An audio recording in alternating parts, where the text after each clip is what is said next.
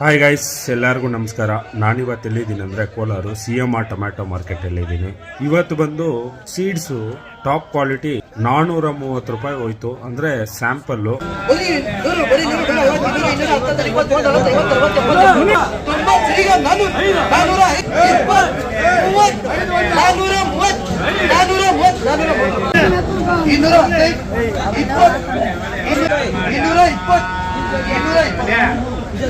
Sample ಬಂದು 430 ರೂಪಾಯಿ ಹೋಯ್ತು. ಅದೇ ತರ ಸೆಕೆಂಡ್ ಕ್ವಾಲಿಟಿ ಸೀಡ್ಸ್ ಬಂದು 200 ರೂಪಾಯಿ ಸುಮಾರಾಗಿರೋದು, 200 ರೂಪಾಯಿ ನಡೀತಾ ಇತ್ತು. ನಾಟಿ ಬಂದು 100 ರೂಪಾಯಿಂದ ಸ್ಟಾರ್ಟ್ ಆಗುತ್ತೆ. ಸೆಕೆಂಡ್ ಕ್ವಾಲಿಟಿ 100 ರೂಪಾಯಿಂದ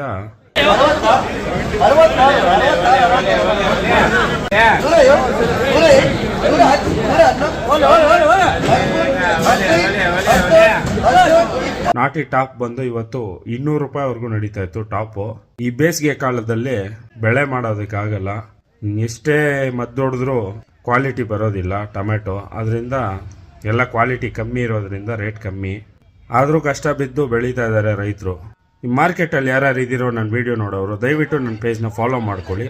ಇನ್ನಷ್ಟು ಇಂಟ್ರೆಸ್ಟಿಂಗ್ ವಿಡಿಯೋಗಾಗಿ ನಮ್ಮ ಪೇಜ್ನ ಫಾಲೋ ಮಾಡಿ, ಹಾಗೆ ಶೇರ್ ಮಾಡಿ. ಧನ್ಯವಾದಗಳು. ಶುಭ ದಿನ.